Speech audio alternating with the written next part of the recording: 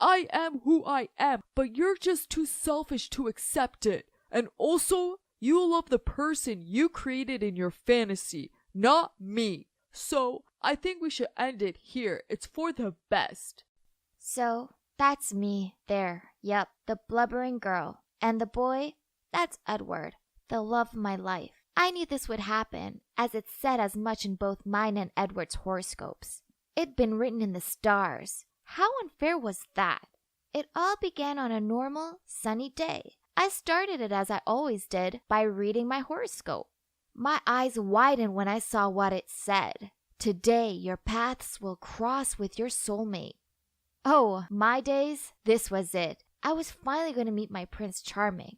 I was so excited that I had to skip to my step as I made my way to school. Oh, by the way, I'm a Taurus sun and Pisces moon. I understand that not everyone's as clued up on these things as I am, but basically, this means I'm a shy girl who's timid around strangers, but I have great empathy towards others. However, my main trait is that I daydream to escape from reality. The one problem with being a daydreamer is that other people were constantly telling me I should be louder, brasher, sassier. Ugh, no thanks. That isn't who I am. Seriously. They should borrow all you need to know about your star sign book and look it up, or go and find a Leo. I trust my horoscopes so much that I live my life by them. In fact, horoscopes have saved me on more than one occasion. For instance, there was this one day I refused to go to class at all cost because my daily horoscope said, "You may get caught up in an accident at work or school, so proceed with caution."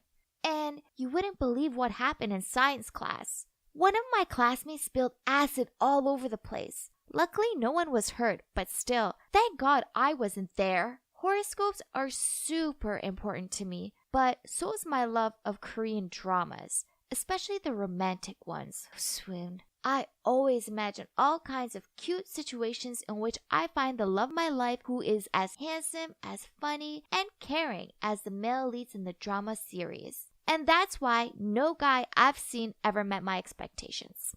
But my horoscope said it's going to happen, so I was adamant that it would. I wondered what he'd look like and what star sign he'd be. Surely he had to be a Cancer, right? We would accidentally bump into each other, fall in love, overcome all difficulties together, and live happily ever after. This was so exciting. I was daydreaming by my locker when I overheard some girls whispering about a new boy named Edward. Curious, I squeezed myself through the crowd and oh my God. This guy had a face like a Greek Adonis. Could he be my prince?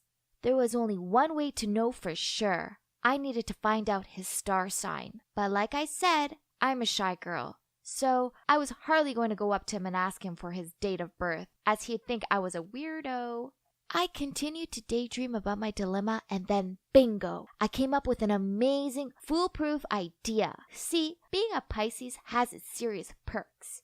As he was new, his file would be at reception for Mrs. Shillington to sort out. I waited until the start of lunch break as I knew it would be quieter around there then. Then I sneaked over to her desk and scanned through Edward's file. What? He's an Aries, the total opposite of me. How could he be the one? As I walked away, I couldn't stop thinking. His rising moon sign must be Pisces or Cancer, or maybe something that matched mine. It was impossible to know for sure without knowing the exact time he was born. They should really make adding it to documents a legal requirement, as it's important. I was so lost in my thoughts that I bumped straight into someone. I looked up and mumbled out a sorry. Oh my days, it was Edward. This was it. Our paths had crossed. Soon he'd invite me for a walk across the beach. Then we'd kiss under the moonlight.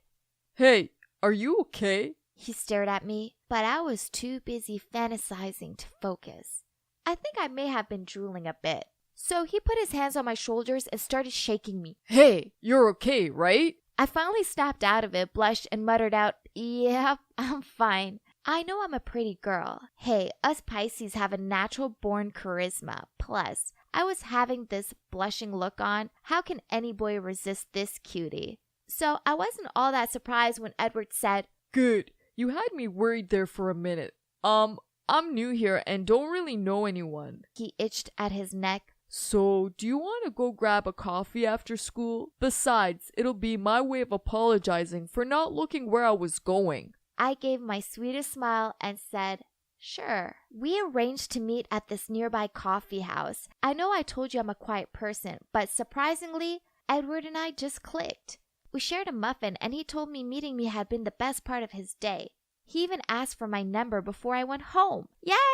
Oh, I also found out what time he was born. I rushed home so I could look up his star sign, and as I expected, his moon and rising sun is Cancer, a total match with me. From that day on, we started texting and calling loads and even saw each other every day. It was great until one day. He asked me if I wanted to be his girlfriend. Oh my god, of course I wanted to. Everything was going exactly as I imagined it. But that's when it also started to get messy. Okay, so my horoscope obsession means I talk about stars, planets, the moon, the sun, and the personalities of each zodiac a lot.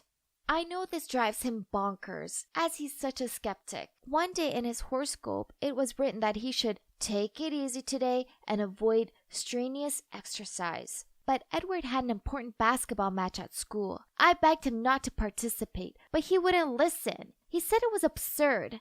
The team needed him and he couldn't let them down on a whim. I was frantic with worry that he was going to break his leg or something.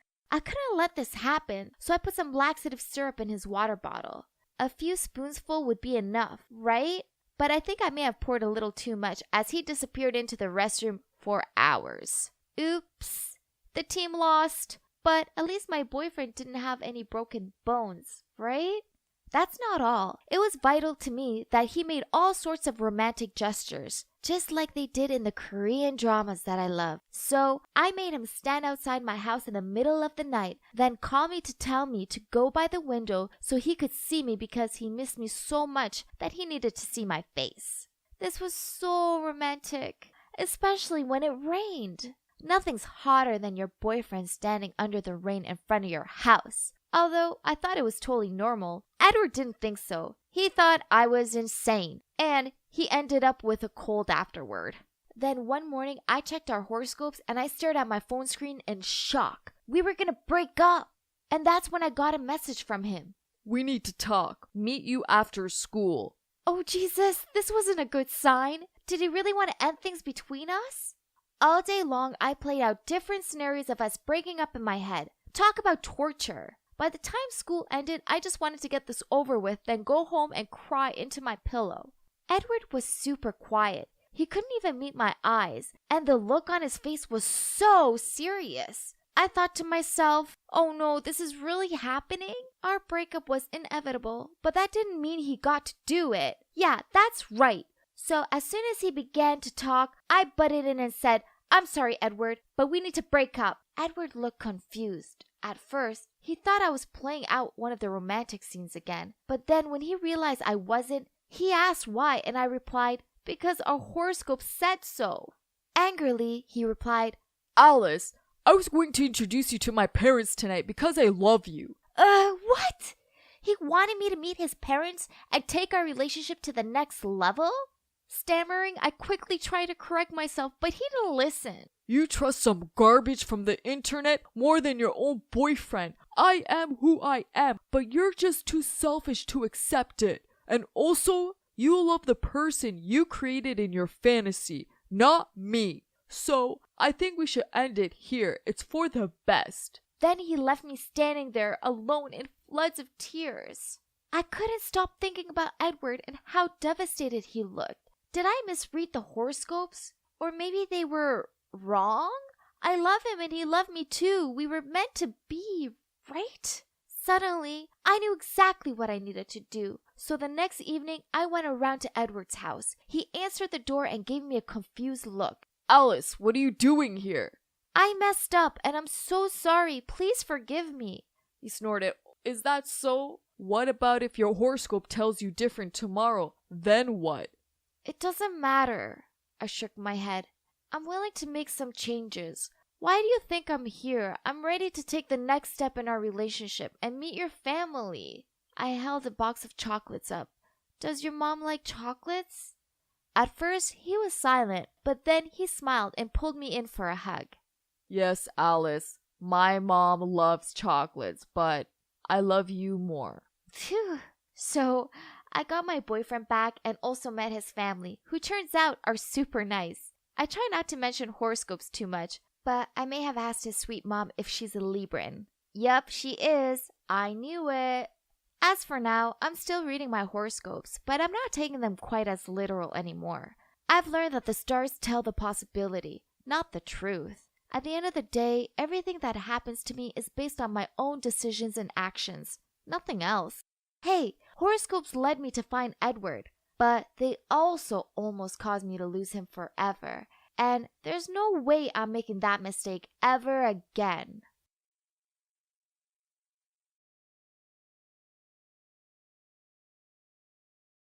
I opened the drawer and, there it was. I'd been looking for this magazine for ages. But as I closed the drawer, I noticed something else. A photo hiding under the magazine. There was a woman and 2 kids in the photo. A boy and a girl. I was so confused. Who were they? I turned it over and there was a message on the back that said, "This is my new number. Call me more often. I miss you so much." Suddenly my mom came in and I was about to ask her about the photo, but she got mad and started screaming at me to get out of the room. "Never, ever come into our room again. Do you hear me, Aaron? We have private stuff in here. You know the rules." I was just looking for the magazine, I said, and quickly tucked the photo inside before running out of her room. Actually, I knew I wasn't meant to go in my parents' room, but I was doing a school essay on sustainability, and I'd seen an article in my mom's magazine about it a few days back. So I'd searched the whole house to try and find it. Eventually, I knew the only place it could be was their room, so I snuck in. Usually their door was locked, so I was in luck. Ever since I was a kid, I had been forbidden to go in there, but I had no idea why. Back in my room, I couldn't stop staring at the photo. Were these my relatives or something? Long-lost cousins? The boy in the pic looked totally like my dad. Oh no. Reading the note behind it again, suddenly I thought this could be another family of my dad. Do you know what I meant? Yes. What if my dad had a secret family? Maybe he'd cheated on my mom and had this whole other secret life. My inner detective was going crazy. There was nothing else for it. I had to get to the bottom of this and find out the truth. I searched online for the phone number and couldn't believe it when a girl the same age as me popped up. I started scrolling through all her photos and suddenly saw one of a young guy holding a baby, and the caption said, "Miss the old days of being daddy's little girl." This was insane. I was certain the young guy in the photo was my dad, and I needed to talk to the girl ASAP. I messaged her and told her we were related. I even sent some photos of me taken with my dad to prove it. I was shaking when I saw her reply pop up. "My dad never mentioned you, not even once." That hurt me so much. I couldn't believe this girl was actually my dad's daughter too. Now, how am I supposed to break this news to Mom? She'd freak out. I couldn't bear the thought of seeing this crush her. So I decided to go clear things up myself first. A few days later, my dad was going on a business trip to Boston. Again. He was always going to Boston. I'd always believed he was just super busy at work, but now I knew the truth as my dad's secret daughter had confirmed she was also from Boston. I mean, of course she was. So I told my mom I was going to spend the weekend at my friend's house. And the moment my dad left, I jumped in a cab that I'd called and asked the driver to follow him. When we got to Boston, I saw my dad stop outside of a house and then glance around as if he thought he was about to get caught. Then he got out of his car and rang the doorbell. A woman came to open and immediately they started kissing. Then a young girl appeared and, yep, it was exactly the people in the photo. I was shaking so much, I actually dropped the money for the cab. It felt like my dad had punched me in the chest. I was so upset. He had this whole other family that Mom and I had no clue about. I couldn't stand it anymore. Mom didn't deserve this. I walked towards the house and was so focused on what I was planning to say to my dad, I didn't even notice a van pulling up right next to me. Suddenly, everything went black, and I realized I had been blindfolded. A huge hand was covering my mouth so I couldn't even scream. I felt tape being put across my lips, sealing them shut. Then someone yanked me backwards and shoved me into some kind of car. Oh my God. Was I being kidnapped? Why? Had my dad seen me and now he was trying to cover his tracks? This was like something out of a movie. They even tied me up. After what felt like a billion hours, we finally stopped and I was dragged out of the car into a cold, dark building. Someone took my blindfold off, but it was so dark inside I couldn't really see anything except a single light bulb above my head. The tape across my mouth was pulled off and I was untied. I wanted to run out of there as fast as possible, but I was terrified. 2 men dressed in black were standing in the room and one of them glared at me and said, "They think they can hide you forever?" "Who are you?"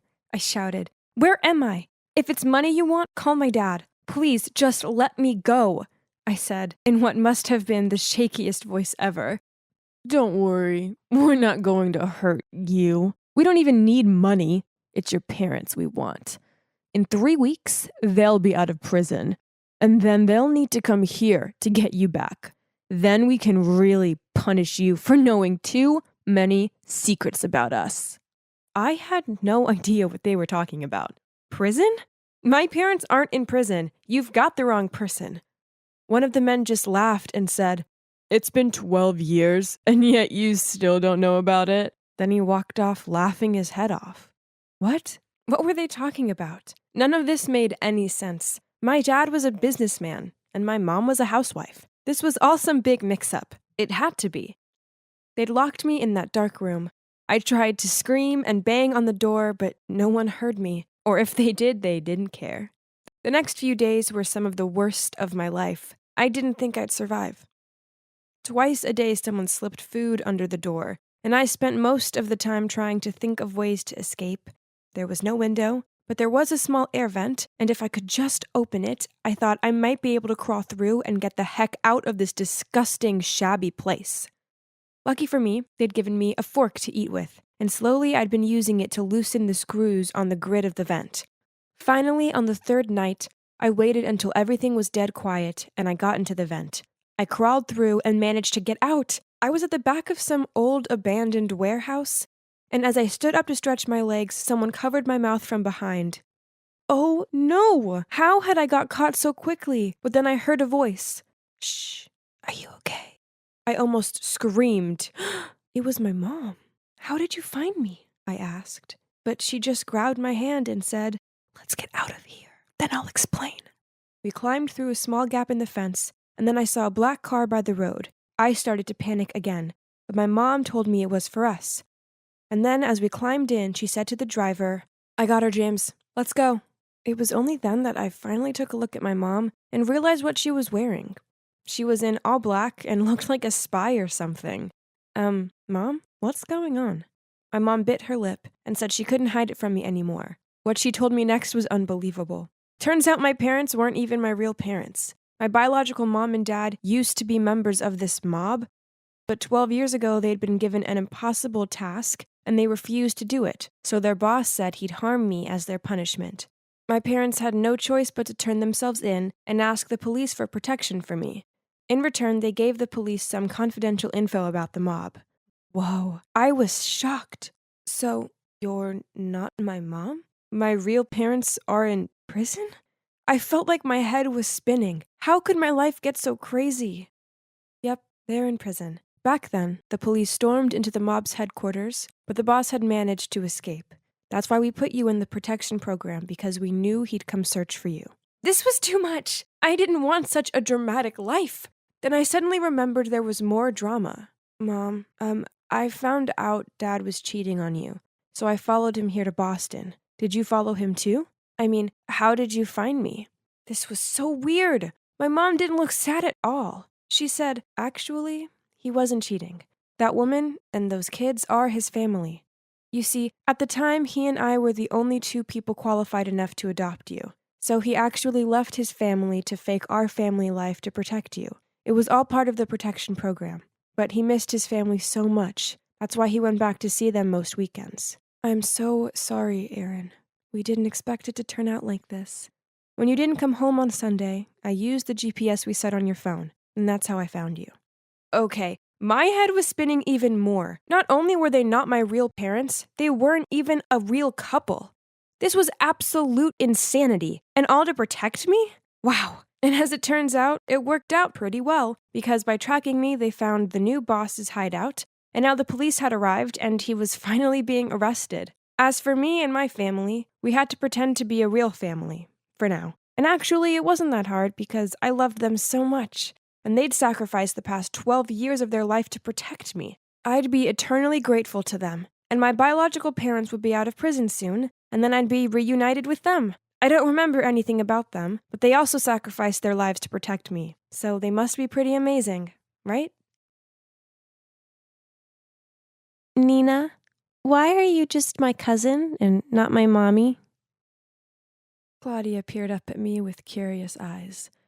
I knew where this had come from, as the topic of the week at kindergarten was family. Claudia's innocent words made me squirm with guilt. Was I a bad person? I'd been asking myself this daily for the last 4 years. Yep, the little girl next to me wasn't my daughter. I stole her from her real dad and have been raising her single-handedly ever since. It all started with my Uncle Oliver, who is a successful businessman and a super loving person. I owe a lot to him and to my grandma, as they're the ones who raised me after my parents died in a car crash when I was just a little girl. My uncle had been doing a great job filling up the missing father figure in my life. But he also wanted a biological child of his own, which was quite a tricky problem to an asexual man like him. One evening, I just got in from hanging out with my friends when I saw him sitting at the kitchen table. His head in his hands, I asked, "Uncle, what's up?" He looked at me with swollen red eyes, sighed, then said, "Nina, it's silly, really. It's just my birthday is next month, and I don't have the one thing I want the most in the world." I pulled him into a hug and comforted him. I knew he's still longing for a kid, and I wanted to help him. So, together, we looked into the surrogacy process. My uncle was so excited, and he did all the paperwork to buy a donor egg.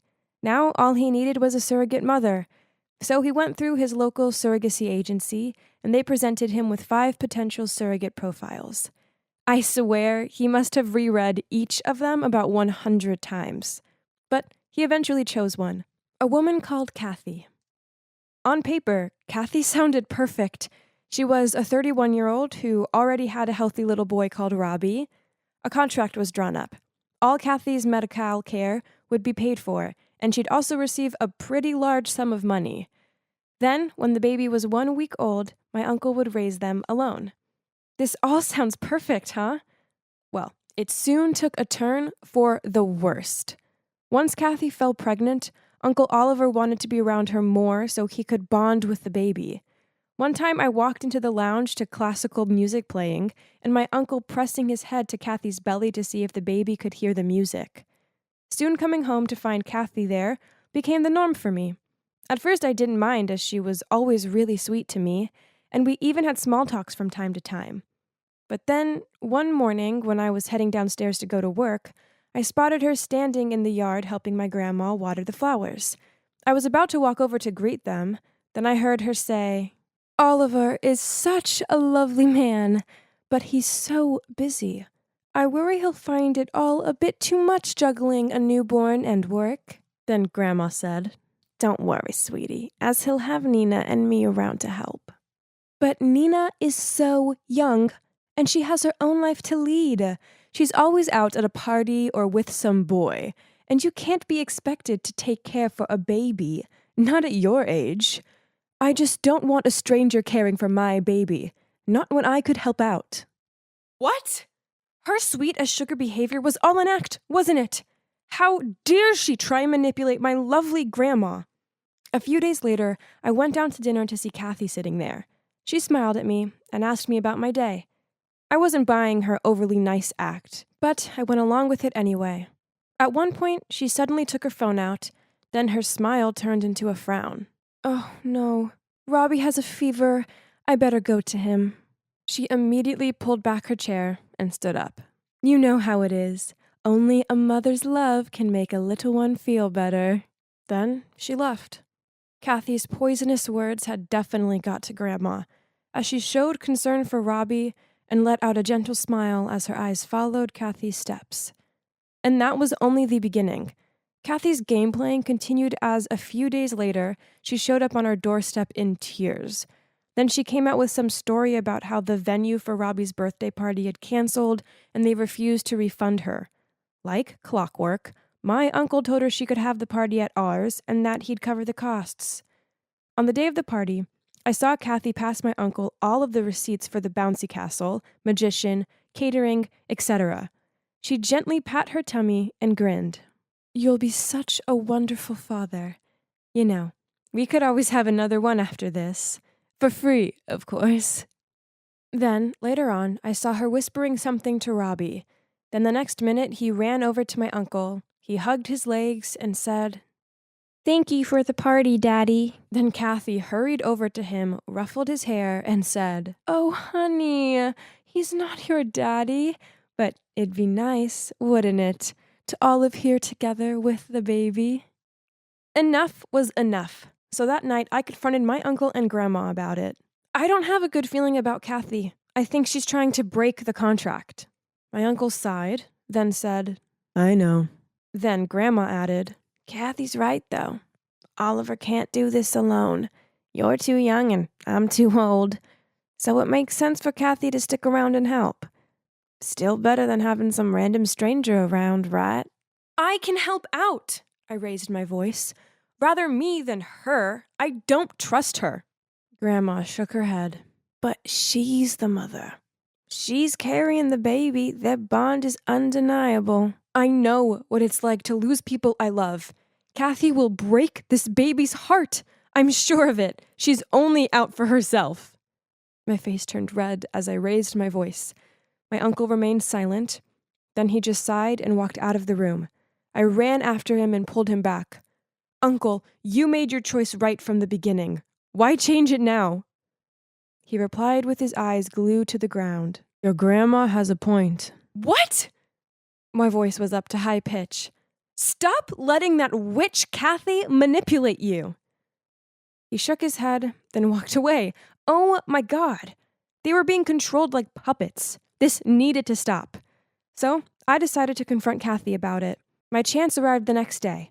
She was helping to cook dinner, so I said to her, I know what you're up to. You just want an easy life without any money worries. That's why you're manipulating them. But you can't fool me. She stopped chopping the carrots, then looked at me. Is that so? The thing is, Nina, I always get what I want. She gave me an evil smirk. Then she slammed the knife into the carrot with such ferocity that I flinched. It was official. Kathy was crazy, but I didn't have any proof. So basically, there was absolutely nothing I could do about it. As expected, the craziness continued into the next day.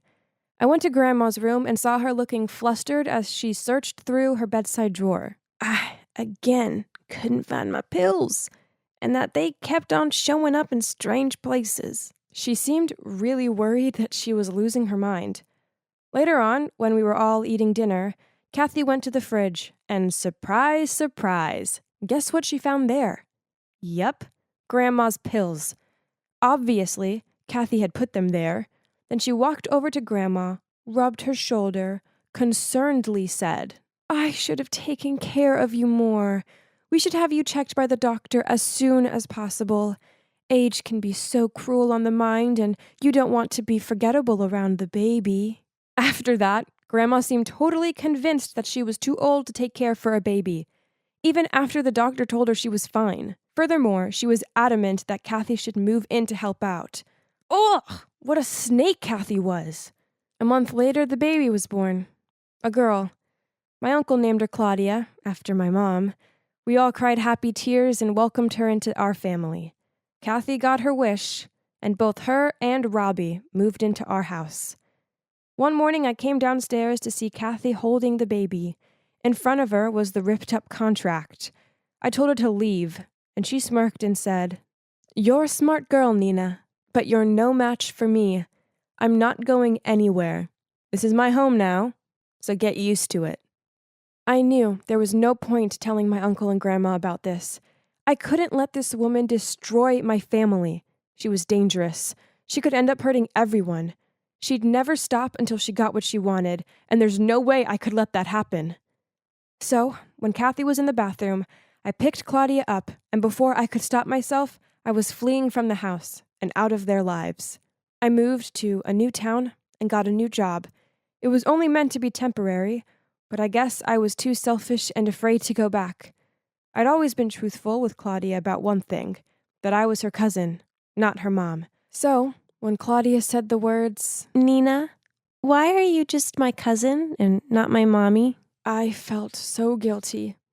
She was missing out on a relationship with her father because of me. Yes, I'd wanted my family to get out of Kathy's trap, but what I did wasn't fair to my uncle. I knew that now. I had no right taking his daughter away from him for 4 years. I felt so awful. Thinking about the distress I must have caused him and Grandma, the guilt was eating me up, and I knew I couldn't carry on like this anymore. So I called up an old family friend and asked him to approach my uncle. Later that day, my friend got back to me with a message from him.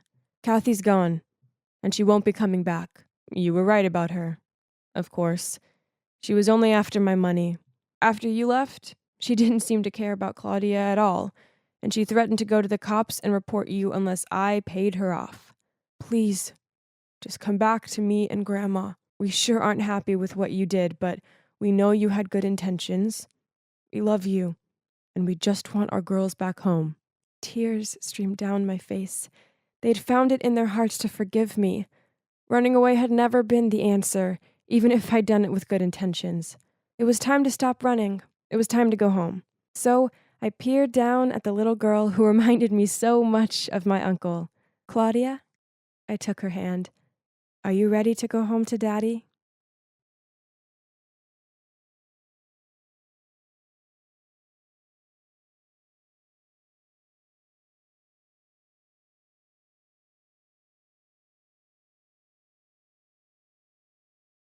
I gripped onto the swing chains and stared down at my feet. Someone was walking over. It was Lydia. "What's up?" she asked as she sat on the swing next to me. "Hey."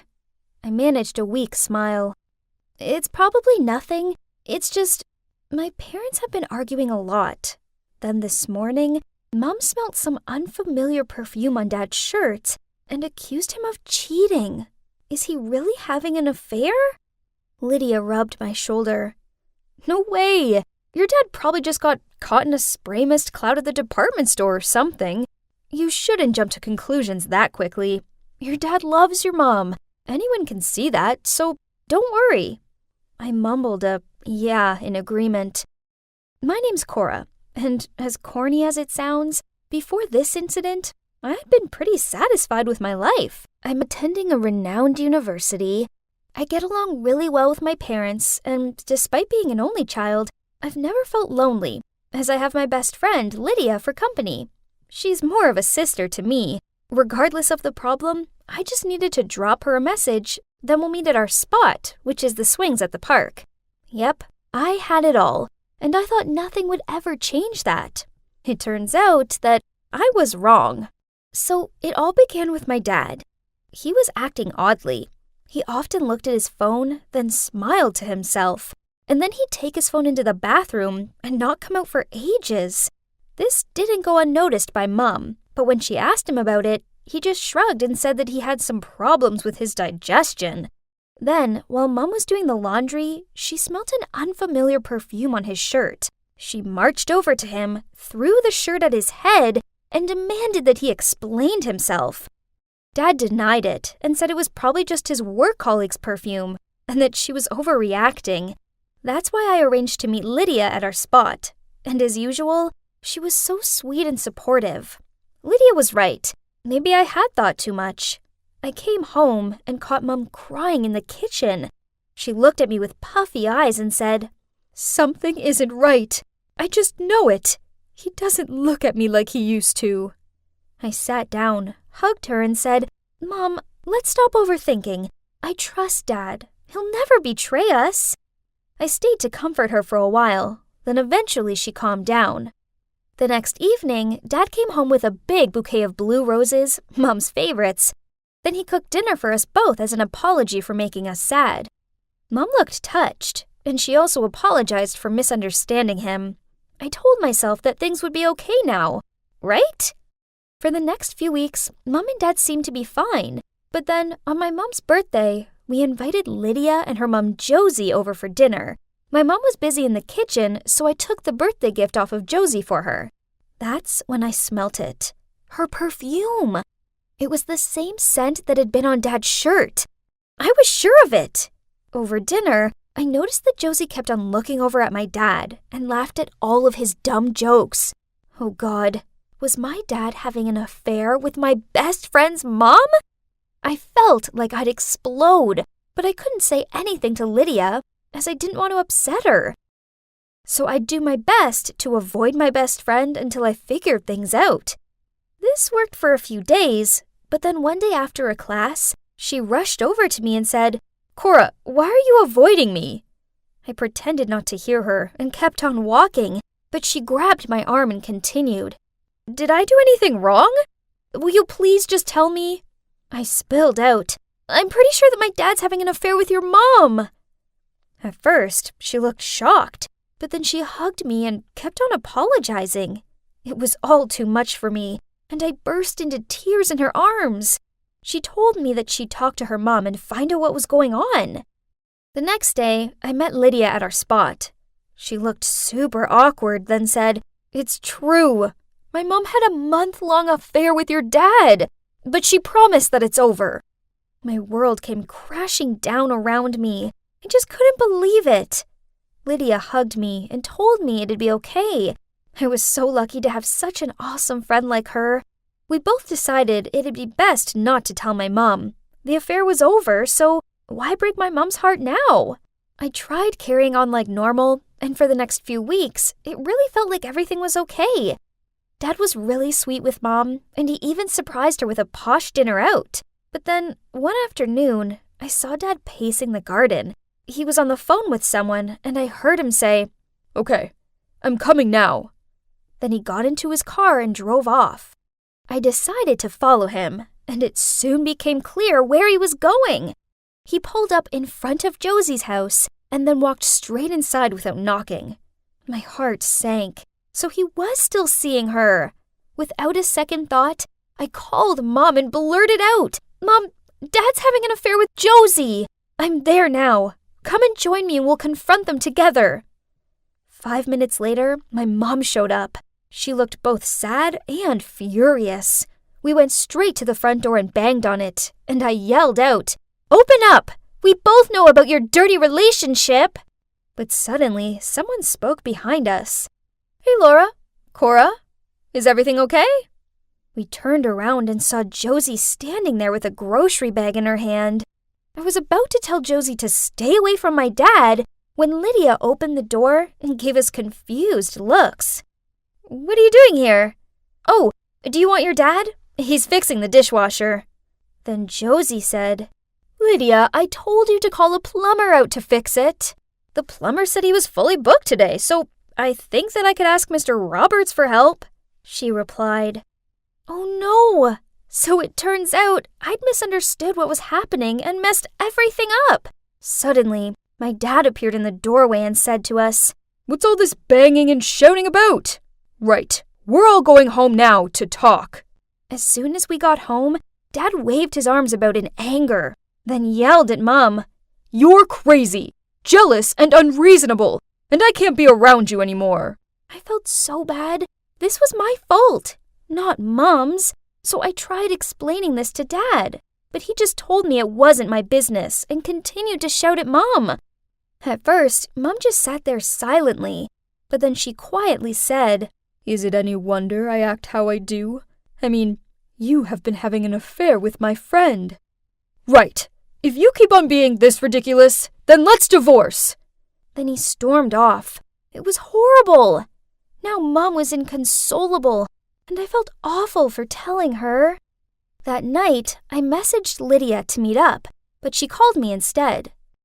She told me that she'd called my dad to ask him for the plumber's phone number, but he said that he'd come and fix it. She also said that Josie and him really were over. Then she hung up. This was kinda odd, but I suppose Lydia was finding it tricky being stuck in the middle of things with her mom and me. I guess I just needed to give her some space until things cooled down. After that, Mom and Dad barely said a word to each other. Talk about tense. Then, one day, Mom decided to move to my grandparents for a few weeks, as she needed time to think everything through.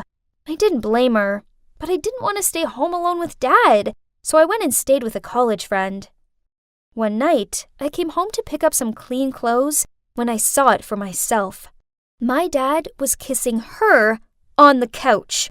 I couldn't believe my eyes. He was such a liar. So I coughed to clear my voice, then said, "Oh, so it's over, is it?" They both looked up at me, and that's when my eyes met with hers. Only it wasn't Josie. Nope, it was Lydia. She stammered out, "Cora, why are you here?" What? Lydia? So my dad had been having an affair with Lydia?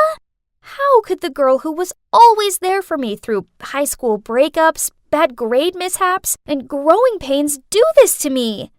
Then Dad put his arm around her and told me everything, that he had never had any affair with Josie. It was Lydia all along, and that they were in love and wanted to get married. It was all too much for me, so I rushed out of there. Lydia ran after me and called out my name. Then when she caught up with me, she grabbed my arm. "Cora, wait, I want to explain. Your dad and I interrupted her. "Why lie? Why say it was your mom?" "I'm sorry. I just wasn't ready for everyone to find out then. So I sprayed my perfume on my mom and made up the story that she'd admitted to having an affair with him. As for the dishwasher thing, well, I set that up, as I knew you'd follow your dad and call your mom. I feel bad, but your mom needs to know. He doesn't love her. He loves me." I jerked my hand away and shouted, "You're such a liar!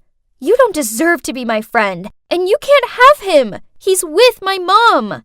Suddenly, she changed her attitude, smirked at me and said, "Cora, let's accept the truth. Your dad is bored of your mom. Actually, I'll be your stepmother soon, my little daughter." Then she left. I had jello legs, and I was so overwhelmed that it made me feel dizzy, so I sat on the curb and tried to calm myself down. Then I called Mom and told her everything. She cried a lot, but she thanked me for telling her the truth. After that, Mom came home and told Dad she wanted a divorce. Then she demanded that he move out. This was 6 months ago, and it's been hard, but Mom and I are getting there. I haven't spoke to Dad or Lydia since, although I've heard that they're living together. I know I can't avoid them forever, but I just don't know if I'll ever be able to forgive them. For now, I'm staying strong for Mom and helping her through this. Then maybe one day in the future, if they contact me, I'll be ready to meet them, and maybe, eventually, find it in myself to let them back into my life.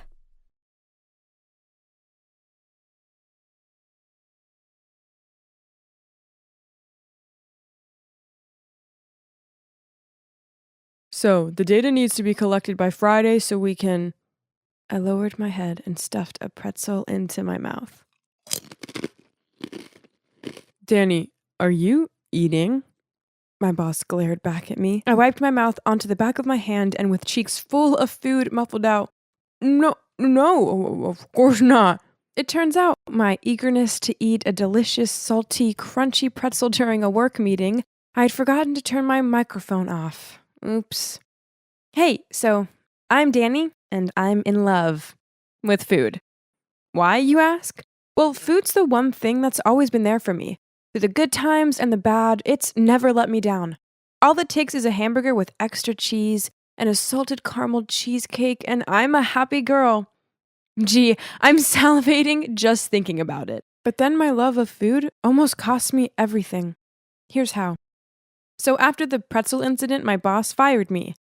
Harsh, I know. This left me with no job, and as a result, no money to buy tasty snacks. What a bummer. One night, I was lounging on the couch, watching a movie and daydreaming about eating a triple chocolate sundae, when Jake, my boyfriend, sat down next to me with a huge bowl of candy and started telling me about his work colleague's birthday party. Ooh, candy. I grabbed a handful and started shoveling it into my mouth. Thanks, Jake. He knew the way to my heart. In between munching, I asked him, "Can you bring a +1? I want to go with you. Please." He shrugged and said, "Sure." I clapped my sticky hands together. Ooh, a party! This was so exciting, as parties meant there'd be food and lots of it. As soon as we arrived there, I made a beeline for the buffet table. OMG! This was amazing. There were club sandwiches, mini pizzas, and potato salad bowls. I lifted the entire serving bowl up and started spooning the food into my mouth. Then some woman appeared next to me. Frowning, she said, excuse me? Please, can you not eat out of the serving bowl?" With my mouth full, I replied, "Oh, sorry, it tastes so good." Then I placed the bowl back down and grabbed a handful of potato chips. As she walked away, I heard her mutter under her breath, "What a greedy guts." Eventually, Jake grabbed my arm and led me out of there. He was sulking and could barely meet my eye, so I asked him what was up. "What's up?" he grunted. "Do you even need to ask? You sit around all day eating everything out of the cupboards. Then when I bring you along to my colleague's party, you hog the buffet? It was so embarrassing." This bummed me out. I guess maybe I could have a little more self-control around party food. And I guess I did need to find a job. Besides, having money meant I could buy better snacks, and I wouldn't have to keep on taking Jake's. So I got a part-time job at my local cinema, on the popcorn counter. That sweet, buttery popcorn smell. How I adored it. I couldn't help it. It was there staring at me in all of its warm, golden stickiness. So in between serving a customer, I sneakily stuffed some into my mouth. "What are you doing?" My heart stopped as I heard a familiar voice behind me. I turned around and came face to face with my manager. I denied immediately. I wasn't doing anything. As popcorn popping out of my mouth, they shouted at me and accused me of eating all the profits. So unfair. So you guessed it, I was fired. Again. I arrived home early with a tear-stained face and a bag full of my favorite chocolate treats to cheer me up. Jake looked over at me from the couch and asked me what was up. I slumped down next to him, pulled the wrapper off a chalk bar, and said, "I got fired again. I couldn't help it. It's popcorn. It's too tasty. Does this world need to be so cruel?" Then I took a bite out of the chocolate. Delicious. Jake shook his head, then sighing, said, "Danny, admit it. It's your gluttony that gets you into trouble." So what? I enjoy eating, that's all. It doesn't hurt anyone. I finished the chalk bar and started unwrapping the next one. Jake shook his head, then walked off. Whatever. I didn't need his support, as I had delicious chocolate to comfort me. Yum.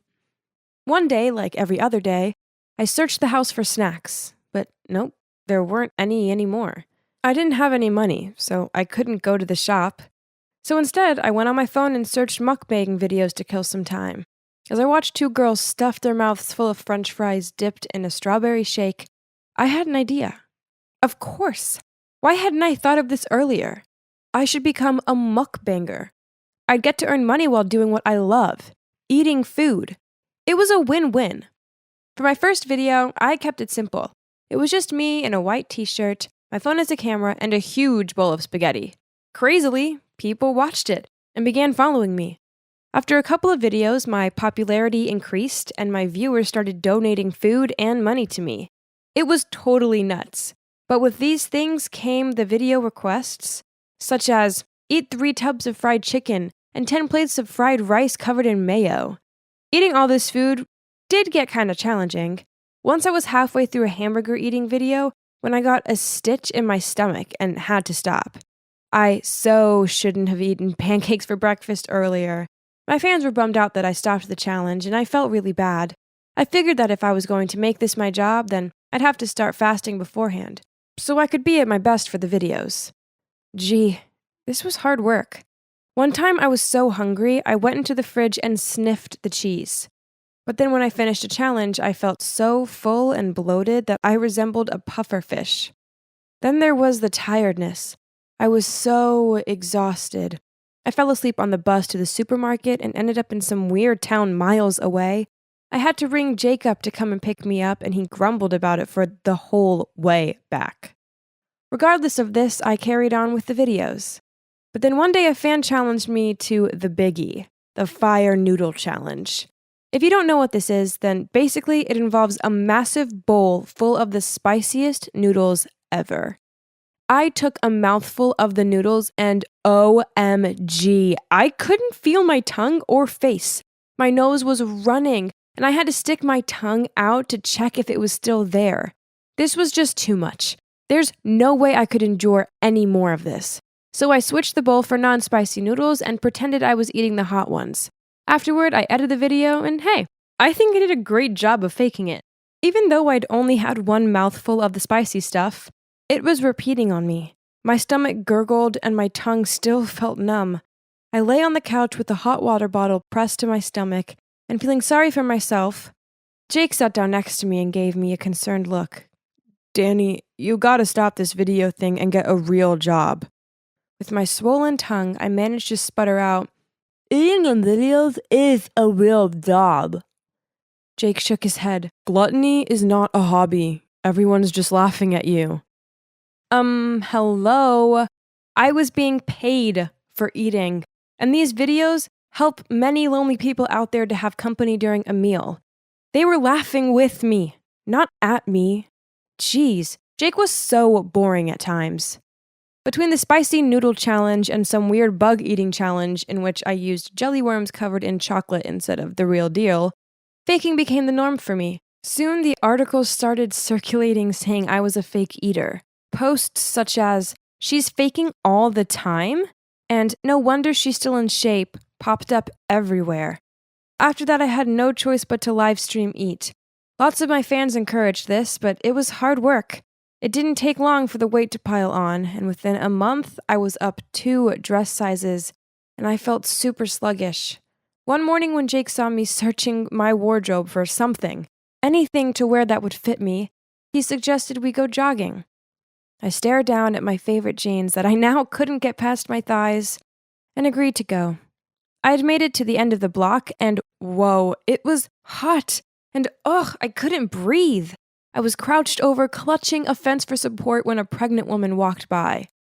"You're such an inspiration, running at your age and after giving birth. Even without this one," she clutched her bump, "I wouldn't be able to manage it." What? Did she think I just had a baby and I was old? Oh, great. And now Jake burst out laughing too. I felt terrible. Did I really look that bad?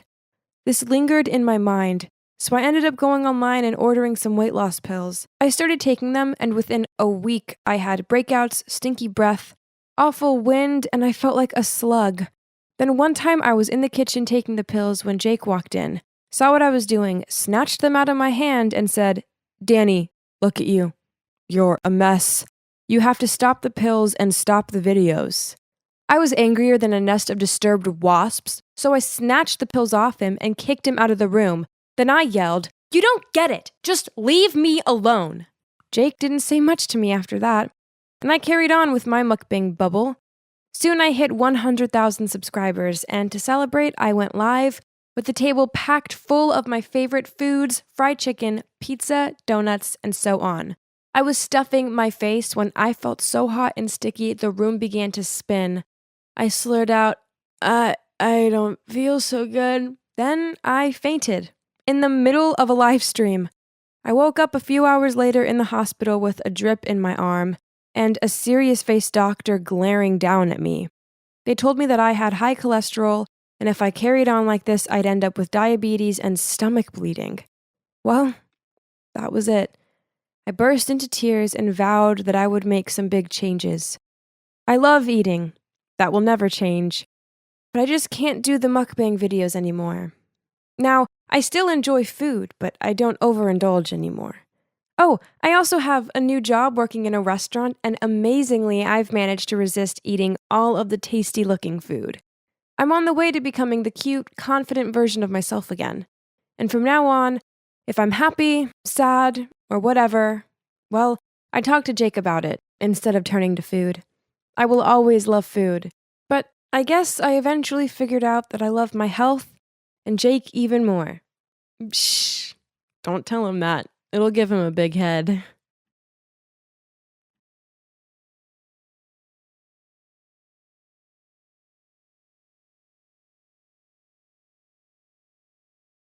Hey, that guy over there just asked for your info, the bartender said, which made me turn and look around. Oh, he's gone. As you can see, I'm sitting at the bar of a 5-star resort. No, I'm not rich. Instead, I took out all my savings and decided to splurge them on enjoying every single last day left of my life. It all started months ago. I had this constant aching and exhaustion. I blamed work stress, but my symptoms grew worse. Eventually, I went to the doctor and sat there in stunned shock as I heard the words cancer and progressive. The next few weeks were a whirlwind of hospital appointments and treatments. I had chemo, and my lovely long hair fell out. I just felt tired and hopeless all of the time. Enough had I had this. I stopped the chemotherapy, quit my job, and decided to enjoy the little time I had left. The Hawaiian beach is so beautiful. Then suddenly, someone walked straight into me. Ugh, their drink soaked me. I heard them say, "Oh my God, I'm so sorry." Oh, hey, you're the girl who sat alone at the bar earlier. I looked up, and wow, he was handsome. I shook my head and insisted it was my fault for not paying attention. After that, he joined me for a walk, and we started chatting. Oh, his name's Blake, by the way. So the next day, I asked him out for lunch. I don't have much of an appetite these days, and the most I could do was staring down at my barely touched plate. Then I knew I needed to be honest with him. Hey, Blake, I really like you and want to get to know you more, but I have cancer and don't have long left. At first, there was a sickening silence, but then he took my hand, and can you believe it? He said he wanted to get to know me too. The next few weeks with him were magical. Then we came back to the city and continued dating. Blake was so amazing and constantly showered me with love. One night after dinner, Blake drove us up to this hill. He said he wanted to show me Orion's belt, and it was so romantic. I didn't want to ruin the moment, but there was something I needed to tell him. Blake, I saw the doctor today. He said that nothing has changed. Although he didn't mention it, I guess I don't really have much time left. My tears streamed down my face. I've had the best time with you. I really do think I love you. Suddenly, Blake got down on one knee and asked me, "My darling Lucy, will you marry me? This is the least I can do for you."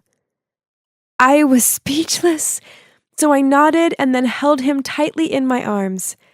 I was too happy. I couldn't help sharing our love story on social media. Soon, thousands of people were liking and sharing it, saying what an inspirational couple we were.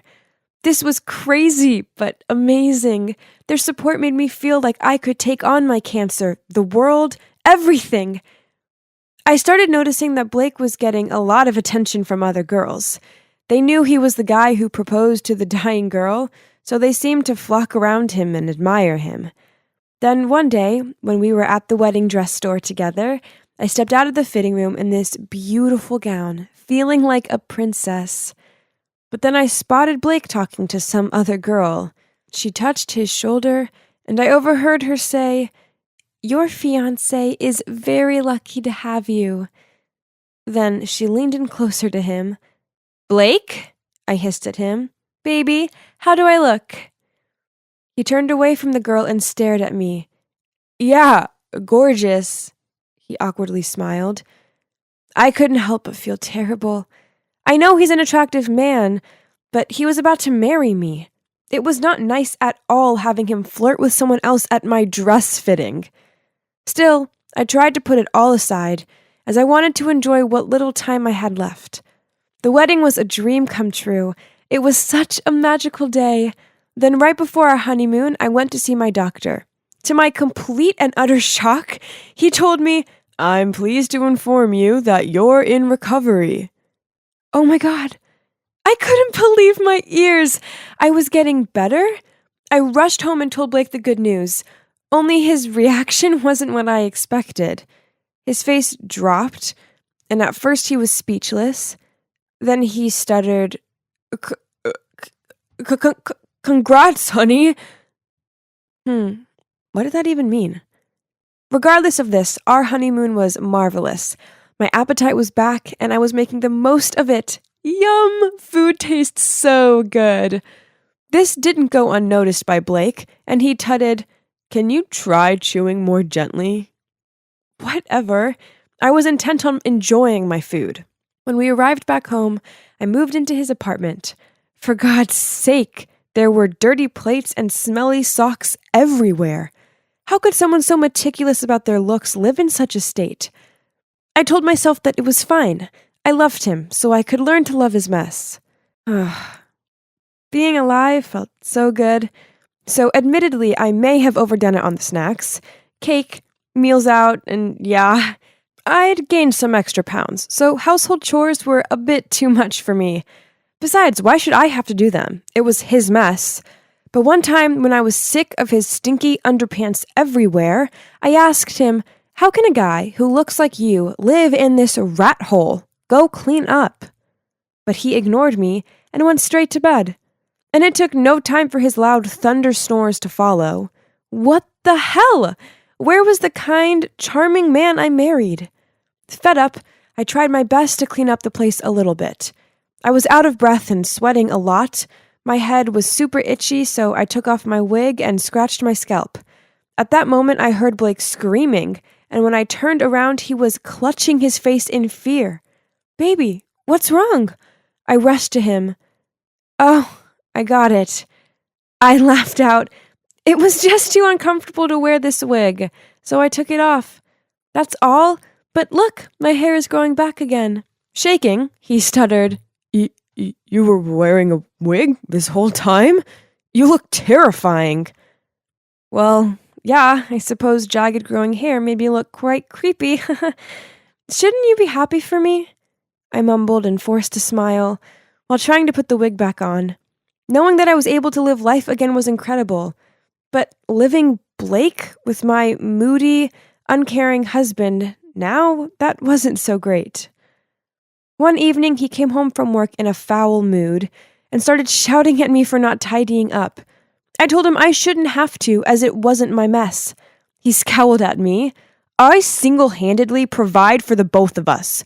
Come home to see you chilling on your huge backside, and you dare talk to me like that? You're the one who needs to get up and work, since you eat double the amount I do." His words hurt. So with teared-up eyes, I said to him, "How dare you talk to me like that?" Blake was about to say something, but he paused, then just sighed. "Look, I'm sorry, babe. I know you're recovering." I sharply stared at him and said, "I didn't do anything for dinner, so let's eat out." I was enjoying my rotary chicken. It was so good that I might have taken too big of a bite, and it lodged in my throat. Soon I was choking. I couldn't breathe. Afraid, I looked at Blake for help, but he was scrolling through his phone. Then to my disbelief, he walked off to the bathroom. I kept thudding the table to call for help. Luckily, a waiter rushed over and hit me real hard on the back, and I managed to spit the piece of chicken out. When Blake returned, I angrily asked, "How the hell could you leave me like that?" "What are you talking about, baby? I saw you enjoying your food. Are you done? Let's go home. Ugh! He definitely knew I was choking. What a jerk. Everything I once thought and expected from him shattered. He was willing to let me choke to death over helping me. The problem was our love story was so famous now, and even though I knew Blake and I couldn't bear each other, the thought of us breaking up and being heckled by others made me feel so sick. I guess I was stuck with him forever. So we had to continue tolerating each other. Then one evening, while I was munching on potato chips and watching TV, my phone rang. It was a strange number. Hello? Are you Blake's wife? Blake's been in a car accident, and we really need you to come here. I froze for a few seconds. Sorry, wrong number, and hung up. My phone rang several more times, but I didn't answer. The guilt started to creep up on me, so I grabbed my bag and rushed to the hospital. The nurse told me to sign some papers so Blake could have his surgery. With a pen in hand, I hesitated. Excuse me, where is the organ donating section? I asked. My husband is willing to donate if anything bad happens. This is not the right time to ask me that question, the nurse yelled at me. Right at that moment, Blake's parents rushed in panicking. I gave them the papers and sneaked back to the apartment. After that, I thought long and hard about our relationship. It had been so passionate at first, but I realized I didn't love him at all, and neither did he. All our decisions were made intensely quickly, based on the idea that I might die later. We were too stubborn to admit defeat and walk away, and now we were miserable. A few weeks later, Blake came home in a wheelchair, and we both sat in awkward silence. Then I broke the ice. That night, when I choked at the restaurant, did you ignore me on purpose? Blake answered me with another question. Is it true you wanted to donate my organs instead of helping me get my surgery? I replied, I'm sorry. That was the only way I could briefly think of to get out of this marriage. He sighed. I know. Me too. I think we're just too similar, and that's why we don't work. He paused. I think it's time we put an end to this. So finally, we stopped putting up with each other and filed for divorce.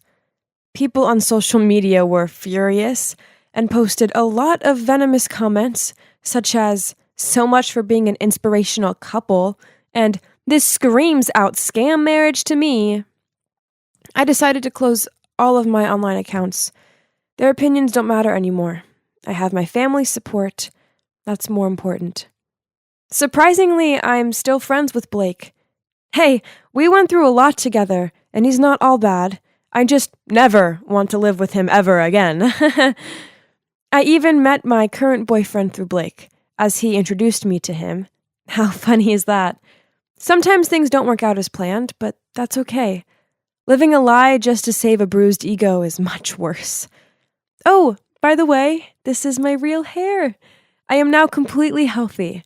Remember, you only live once, so make sure you don't waste your time trying to please others, and instead, you embrace life and live it at its best.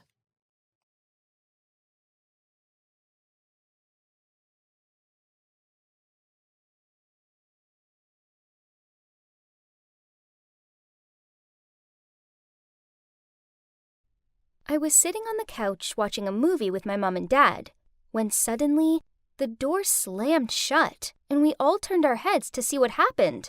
Yep, that's my big sister Taylor making an entrance. She slumped down on the couch and banged her feet on the coffee table. Then, as she scrolled through her phone, she looked up at us and huffed out, why are you all gawping at me like I'm an animal in a zoo? Am I not welcome here?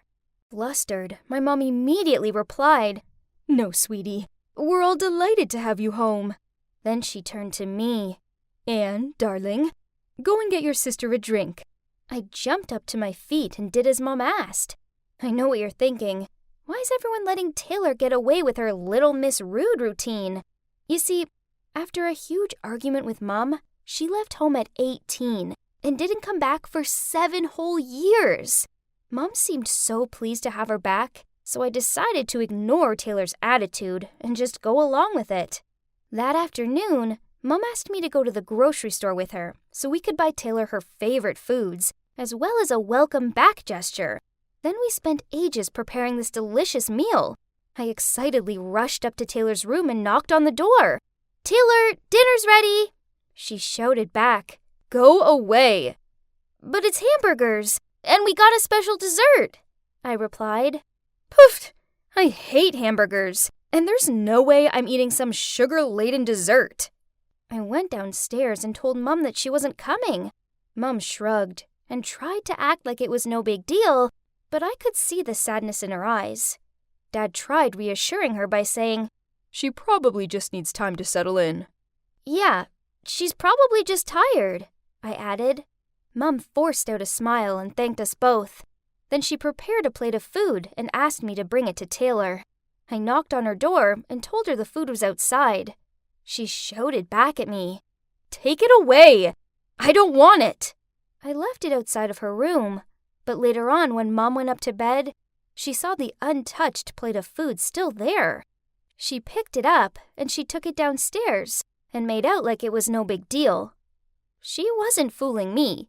I could tell that she was biting on her gum to stop the tears. When I was little, I idolized my feisty, beautiful older sister.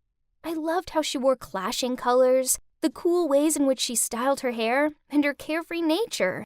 The problem was that she didn't seem to like me. All she ever did was call me a brat, slam her bedroom door in my face, and tell me to stay away from her. 7 years on, and I thought things would be different. She wasn't a teenager anymore. She was an adult.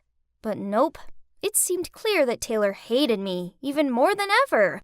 I don't know why. Didn't she view me as a proper sister because we had different dads? You see, my dad isn't her dad, as her dad left when she was a little girl. Then Mom met my dad and had me. I don't know. I just couldn't figure out why she still disliked me so much. As the weeks went on, Taylor didn't seem to settle in at all. Instead, her behavior worsened. She played loud music until the early hours of the morning. She covered the house in her clothes, plates, cups, etc. She was the messiest person ever, and never cleaned up after herself. One time, I came downstairs to see her sitting at the dinner table, munching on the sandwiches I'd made for school. Then, when I politely told her this, she snorted and said, "They're gross anyway, so I'm doing you a favor." Then she took Mom's car without asking her, and that meant she had to get the bus to work and ended up late. When Mom talked to her about it, Taylor just smirked, threw the keys at her, said, "You're out of gas," then walked off. Mom tried to keep calm and distracted herself by tidying up.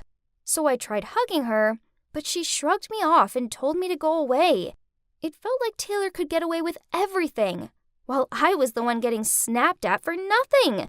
Still, Taylor must have been through a lot, right? Maybe she just needed some time to reconnect with Mom again. Then peace would be restored to our household. Just when I thought things couldn't get any worse, they did. I was reading in the living room when I heard voices coming from outside. I went to check it out and saw Mom and Dad talking to our new neighbor. They sure looked friendly. Then Taylor appeared and grinning said, "Making friends with the neighbor, are you, Mom?" Mom flustered out, "Taylor, this is Bill, my old classmate and our new neighbor. Isn't it a small world?" "So, you're Mom's age?" "Whoa, you don't look like it." "Hang on, didn't you say you had a crush on some Bill?" "I see why. It's just a shame you rushed into remarrying, isn't it?"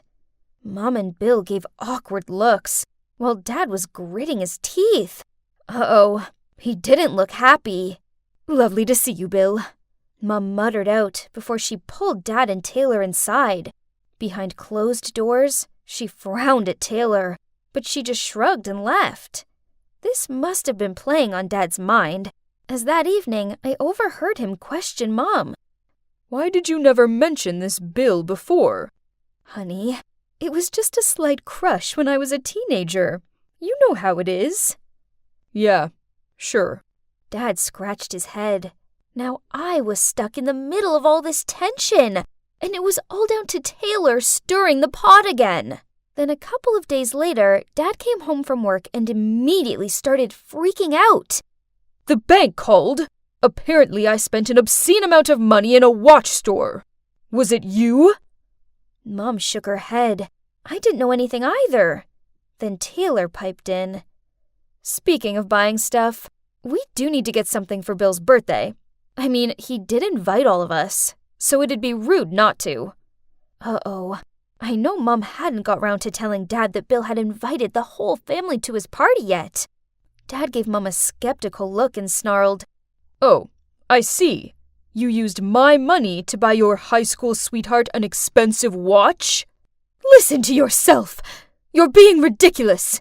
I'm not going to stand around and listen to you accuse me like this. Then Mom stormed off. I really wanted to tell them how this morning I'd seen Taylor lingering in their room, looking suspicious. But how could I bring this up when the atmosphere was so intense? I decided I needed to confront the source of the problem, Taylor. When it was just the two of us, I said to her, I know it was you. I saw you snooping around Mom's stuff. She just shrugged and replied, Little Anne, seems you're smarter than you look. Yeah, I did it. So what? Why are you being so cruel? Mom and Dad might split up because of you. To my shock, she grinned and she said, Well, that is my plan. Why should you get to play happy families when I'm stuck here without my dad? What? How could she be so selfish? I couldn't hold back my frustration anymore. How can you do this to Mom? I won't let you get away with this. Is that so? And what exactly is a quiet mouse like you gonna do about it? Then she shoved past me and walked off. I know I needed to tell Mom, but this meant breaking her heart. I was going to do it. I just needed to find a gentle way of telling her that her beloved daughter got a buzz out of ruining her life. But then, before I had a chance to figure this out, something terrible happened. The next day, I arrived home from school to find Mom and Dad in the kitchen. Dad had his arms folded and a stern look on his face, and Mom was in tears as she sadly peered down at some papers on the table in front of her. Divorce forms. What happened? Anne, you have to believe me. I didn't cheat on your father. Then Dad interrupted her. Stop lying. I can see it with my own eyes. Then he slammed a stack of photos onto the table. In the photos, Mom was kissing Bill in a cafe. Huh? This didn't make any sense. I don't understand. I didn't meet Bill yesterday. I met my friend Sandra. But Dad just got even more furious. Then he pulled his suitcase towards the door. Stop lying. I can see what happened clear as day. I can't trust you anymore. Then he left. Mom cried harder after that. I didn't know what to say or react. I wanted to believe Mom, but those photos told me differently. Suddenly, the door opened and Taylor strolled in, looked at Mom crying her heart out, and gave a delighted smirk, then went upstairs. That's right, Taylor! She must have something to do with this. So I kept an eye on her. As I passed her room, I heard her on the phone. And without a second thought, I went to find Mom and dragged her upstairs. Anyway, I owe you this time, dude. Yeah, those photos did the job. Yeah, thanks. Your Photoshop skills are brilliant. They look so real. My mom froze. A second later, she pushed the door open. Then Mom looked at Taylor and mouthed the word, "Why?" Taylor burst out laughing, shrugged, then replied, "It's payback for loving her." She pointed at me. "More than you love me. I want you all to suffer for living happily together. Why does she have you both, while I have nothing?" Furious, Mom slapped Taylor across the face and shouted out, "I'm ashamed of you, and I want you to leave right now." Taylor clutched her face and snarled back, "With pleasure. I hate it here anyway." Then she stormed out of the room, slamming the door behind her. I hugged Mom, and we both started crying. My happy family had been destroyed, and all because my sister was jealous and thought Mom loved me more. It was all so crazy. Then, later that evening, Mom received a call from the hospital. Mom's face dropped when she told me that Taylor had been in a car crash.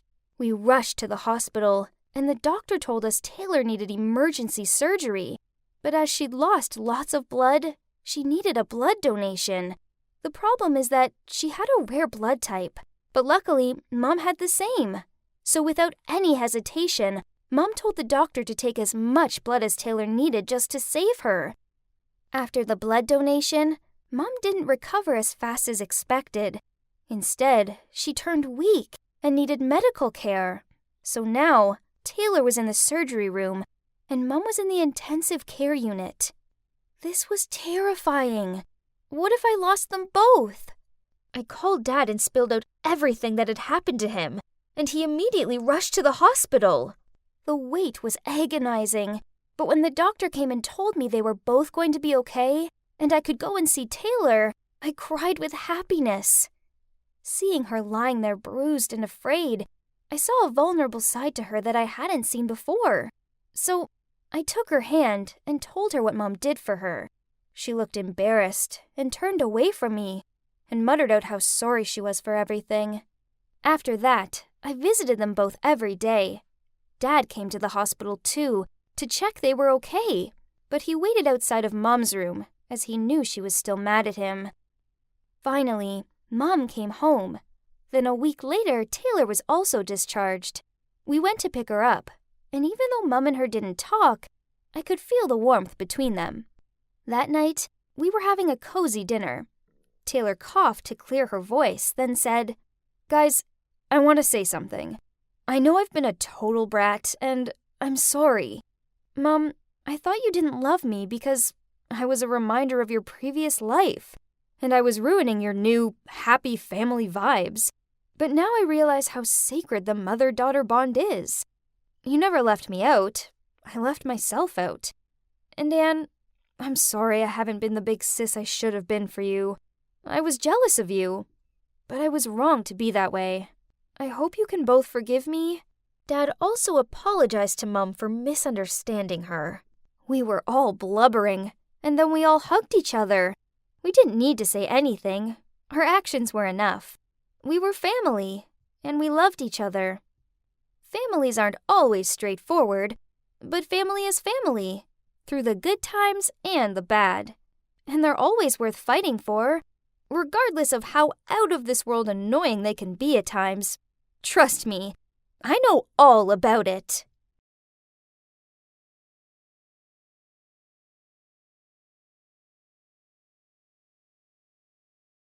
Hey, Dan, how about we go to that Japanese restaurant I want to try? But my mom's expecting me home for dinner. Dan awkwardly replied. Again? I rose an eyebrow. Predictably, his next move was taking out his phone and calling Mommy Dearest. Mom says eating out is very expensive. It's your idea, so you're paying, okay? Excuse me? Did I mishear him? Unbelievable. So, through gritted teeth, I said, "Forget it. I'm going home." Then I left him standing there with a stupid look on his face. Yep, that idiot was my boyfriend, Dan. He's in his 20s, but every conversation is still, my mom this and my mom that. It's so exhausting. At first, I thought I'd found a manly, impeccable man to rely on. Instead, it just goes to show you can't judge a book by its cover, y'all. It all started with me coming back to the country, and it was hard finding my feet here again. Also, I hadn't had a boyfriend for, let's say, a long time. I wasn't that desperate, but my auntie insisted on matchmaking me with this cute guy. I thought, why not? First impressions, Dan was fine. He'd just graduated from a prestigious college, and he seemed so gentle and kind. We spent a good time chit-chatting, so yeah, after that we started dating. It was swell at first, but then the abnormal details about him began to surface. We arranged a date at mine once. The plan was to cook a meal together, then relax watching a movie. But as soon as he arrived, he walked straight over to the couch and started watching TV without any helpful intention. I dragged him into the kitchen, passed him a carrot and the peeler. He looked confused, then stuttered, but I don't know how. I tried to show him, but despite explaining it in great detail, Dan still fumbled to peel one lousy carrot. Then, yep, you guessed it, at one point he called his mom. Then he told me, "My mom says the kitchen is a very dangerous place. I could cut or burn myself. We could go back to my place. My mom can do the cooking." I glared at his arms akimbo. Or we can eat out," Dan mumbled. "Only if it's on you, Claire. It's not my fault." I growled while shaking my head. "Fine, then I'm not coming with you." Then I pushed him out and slammed the door shut behind him. What the hell just happened? Still, I told myself that maybe he was just scared, since he has never cooked before. One time we were in a clothes shop, and I spotted this shirt that I knew would suit him. It wasn't his usual style, but I insisted he tried it on, and ooh, he looked so good in it. Dan seemed to like it too, as he admired himself in the mirror, then said, "It does look nice. But wait, can you please take a photo so I can send it to my mom? Well, she's the one who buys all my clothes, so..." What? So now he needed approval from his mom before he bought anything? Jeez. Anyway, I took a couple of photos and he sent them to his mom. They exchanged messages, then he turned to me and said, "Okay, Mom says you can buy me it." Me? My eyes widened. "Yeah, Mom says you chose it, so you should buy it for me." Wait, what? I literally froze for seconds. Speechless, I could only glare at him before I found the means to leave. "Claire, what's wrong?" Dan chased after me, but I ignored him. Okay, I admit that after a few dates, it was easy to figure out he was a total mommy's boy.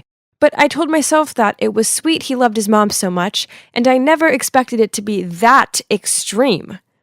After that, I used the silent treatment on him, but he wouldn't quit bugging me. Then, he told me he wanted to take me out to my favorite restaurant as a birthday treat. Ooh, this sounded great! Perhaps he'd realized something and wanted to make it up for me. We were holding hands and walking toward the restaurant when we passed by a shoe store, and in the window display were the perfect pair of boots. Well, I'm a girl, and it was my birthday. I pulled Dan's arm. "Danny, look!" I pointed at the boots. "I want those." I grinned from ear to ear. "Okay," Dan replied blandly. My smile faded. I mean, they'd make the best birthday present. Ugh, since when did a girl like me have to ask for a gift? "Why?" Dan shrugged. "You like them, I don't." My face reddened with anger. "But it's my birthday." Dan scratched his head and forced a smile. "Sorry, babe. Last night I spent my allowance on some new games, so I'm broke now." Pfft, I sneered. "Why don't you ask your mom?" And he unexpectedly went mad. "Hey, you're obviously the wealthier one. How come you keep asking me to buy you stuff?" Enough! I stopped dead. I have never, ever dated anyone as awful as you before. You're a grown-ass man, so stop running to your mommy every time you forget how to turn the kettle on or stub your toe. And why on earth do you still get an allowance at your age? It's over. Then I turned to leave without letting him have the last word. So freaking unreal. Trust me, to arrive back in the country and end up straight into this bizarre mommy's boy circumstance. But yeah, at least I was finally free of him now. It's been a few weeks since then, but just the thought of Dan still made me so mad. Ugh, I needed to get out of here and live a little. So I called my close friend Philip and arranged to meet him and some of my trusted guy friends at a bar. "Cheer up, little girl," he teased. "I know what will put a smile on your face. Our gaming group found this hilarious player. All we have to do is throw a few compliments his way, and he buys us all new items. Then, whenever we go out partying after a victory, this noob also pays for it all. What an ego." I mocked, "Congrats, bros. Wish my ex-date was also that generous." Then I rolled my eyes. He never spent a cent. Well, at least not without asking his mom for permission first. Philip laughed with a surprise. Hey, this noob's the same. He brags that despite being broke, his mom came up with the idea of matching him with rich girls so he can be covered. Hold up, that didn't sound right. I had a real bad feeling about this. Then Philip pointed across the bar and said, "Oh, speak of the devil," and patted my back. A chill ran down my spine as I took a deep inhale of breath and turned to see it was Dan. And he had a new girlfriend already. I quickly made up some excuse and bailed before they saw me. That night, I couldn't stop thinking about Dan's new girlfriend. Whatever Dan and his mom were doing was no less than scamming. So, I arranged to meet up with Philip at a diner, and I confided in him about my history with Dan and how I was concerned about his new girlfriend. Philip offered to help and said he would try and find out more information. A few days later, he reported back with his findings. Turns out, Dan and his mom had learned the Claire lesson, so this time with his new girlfriend, Lizzie, they were playing it differently.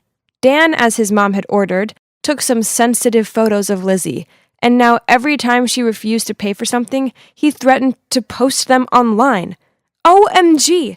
This made me feel so sick. This poor girl was trapped and were sucked dry of all her money. This was extortion, and I was going to put a stop to it. It didn't take long for me to find Lizzie online. I then dropped her a message saying I wanted to help, and we arranged to meet up in person. After hearing me say that I knew the truth, Lizzie burst into tears. I can't let those pictures get out, so I have to keep on being his girlfriend and pay for everything. She rubbed the tears off her cheeks. I had to borrow money, and now the interest means I'm in thousands of dollars worth of debt, and I still have no guts to speak out. Let's put an end to this. I slammed my fist on the table. Be brave, Lizzie. I've got your back. The day after Philip and I went with Lizzie to tell her parents, it was bad. Her mom started blubbering and tried to cover her face while her dad went furious. No one does this to my little girl and gets away with it. Philip replied, Too right, the bad guys are going down. We spent the rest of the day gathering evidence, including all of the threatening messages Dan had sent her and the receipts she'd kept from the extortionate purchases he'd forced her to make for him. That was when Lizzie received a message from Dan. There's this expensive restaurant I want to go to. Babe, take me there tonight or else. Love you, X. Lizzie replied that she agreed. Then, knowing Dan was out, we went around to his house. We confronted Dan's mom as soon as she let us inside. She was frightened and eventually confessed that she didn't have a job and it was Dan's dad who provided for them. As a result, she spoiled Dan so badly that it annoyed his dad, so he left. Then she sadly blurted out, He didn't say a word to me. He just left Dan a note that said, Take care of yourself and your mom.